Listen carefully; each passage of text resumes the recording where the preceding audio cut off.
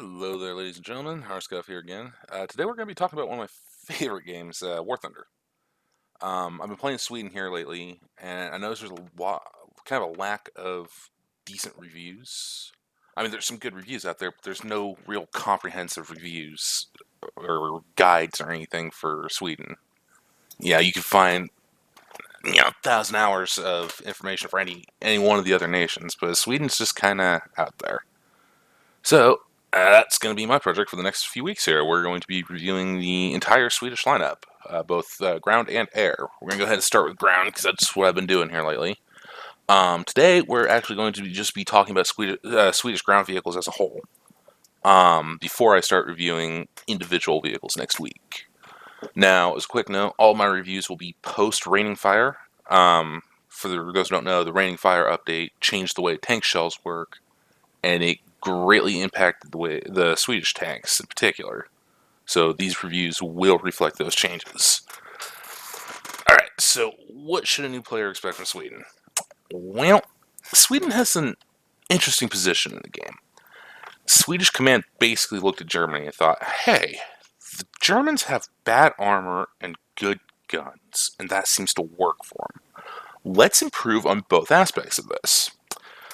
But along the way, the engineers kind of got confused, and so we ended up with tanks with rice paper for armor and God's finger for a gun.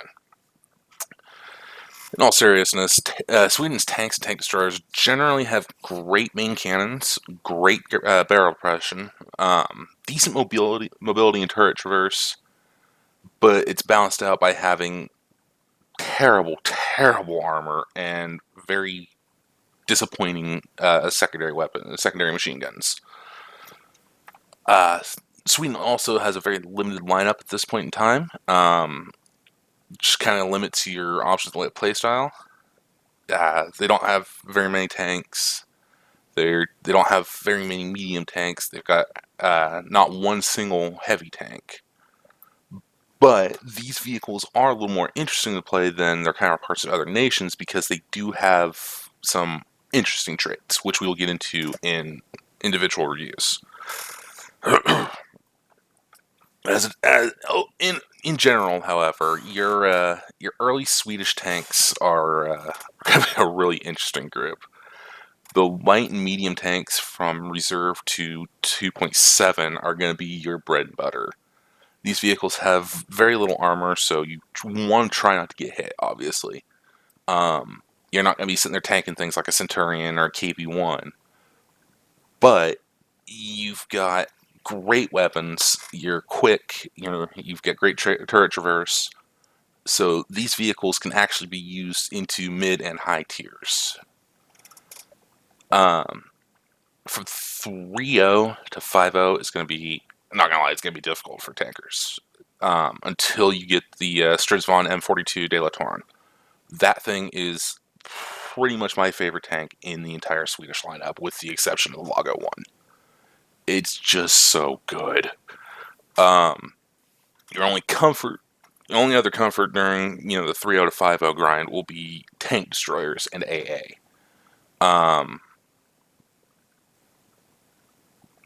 Swedish 5.0 and onward, your tanks kind of improve. You get really good guns to make up for your lack of armor.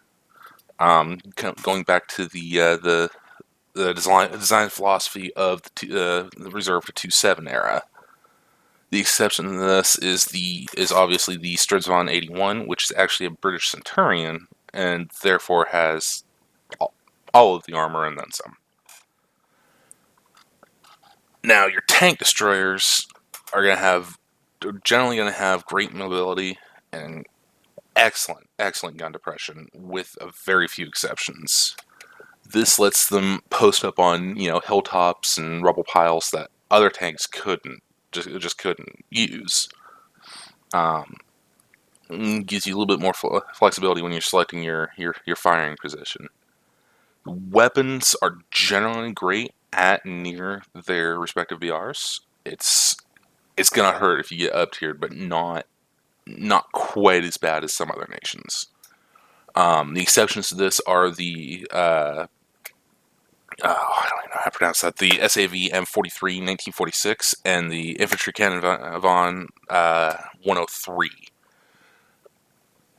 The 103 has a heat FS round with 400 millimeters of pen. The 1946 has a heat round with 240 millimeters of pen. So you could use these things at BRs well higher than their own. Now, your AA is an interesting bunch. With the exception of two vehicles, your very first one, your very last one, pretty much, all Swedish AA vehicles are armed with a 40 millimeters Bofor gun. These vehicles are highly effective, but difficult to use AA platforms. But they're also surprisingly potent anti-tank vehicles. They could penetrate a lot of things at their own BR, and a little bit higher, not too awful much. You definitely want to get around the side of an enemy, but it can be effective. It's very entertaining when it works.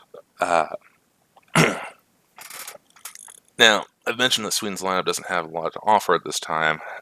This makes it great for a player who wants to get high-tier tank gameplay quickly, using like leopards and whatnot. However, Sweden will certainly be getting more vehicles in the future. So there is still, for those who want a bit more variety in Sweden's lineup, there's there's stuff we can get. Historically, Sweden's received British tanks, particularly Centurions. So as we see with the Stridsvagn 81, so I could definitely see Sweden receiving a few other British tanks. Russian tanks, either captured or given, might be a possibility, but I can't really find any evidence of Sweden ever having a Russian tank. German tanks are another option. I could definitely see German tanks finding their way into Swedish hands, especially given the fact that Sweden was neutral and so close to, where Germany was. We already see the Stridsvagn M41 S2, which is basically the same chassis as the PZ38 in Germany. Because if I remember right, they were both based off the same, I want to say Czechoslovakian tank or Ukrainian, somewhere in there. Sweden's also got a couple of Finnish vehicles, particularly in their air lineup with the two premiums, the Morko and the Pyramirski. So I could definitely see other vehicles from Finland being made available to Sweden, including some of their armored cars, which were rather exceptional for what they were. I would definitely like to see, some small fast boys in the Swedish lineup, because really Sweden kind of lacks that at this point. We don't exactly have a locust. On a personal note, I don't know how likely it is, but I would certainly love to see some of the other minor nations from World War II, especially the European theater there, being represented in Sweden's lineup.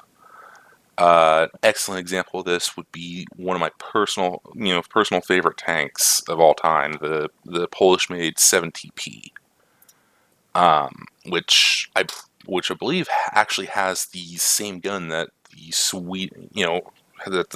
Swedish tanks already have in game. That's just my my personal wish list there. So, but moving on, just kind of summarize here. Swedish ground gameplay takes a little bit more skill than other nations. Got great guns balanced by terrible armor. It's difficult, but when you can make it work, it's incredibly satisfying. It can be a bit of a challenge at times. Not gonna lie, there have been plenty of times I've gotten real frustrated with it, and I thought, well, why am I doing this instead of playing like Russia or something? But usually about that time, I get a nice, I get a good game in the mix, and it's like, oh yeah, that's why.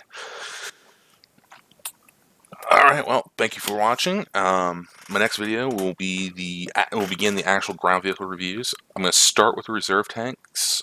I'm actually going to do 4 tanks in the first review: the Stridsvon M31, 38, 39, and 39 TD. The reason we're doing 4 vehicles is because these vehicles are incredibly similar. The 38, 39, and 39 TD almost being reskins of each other, and the 31 being very similar to the 38. Um, these vehicles are just so similar, and they play so similarly. It's not particularly worth giving each one its own review.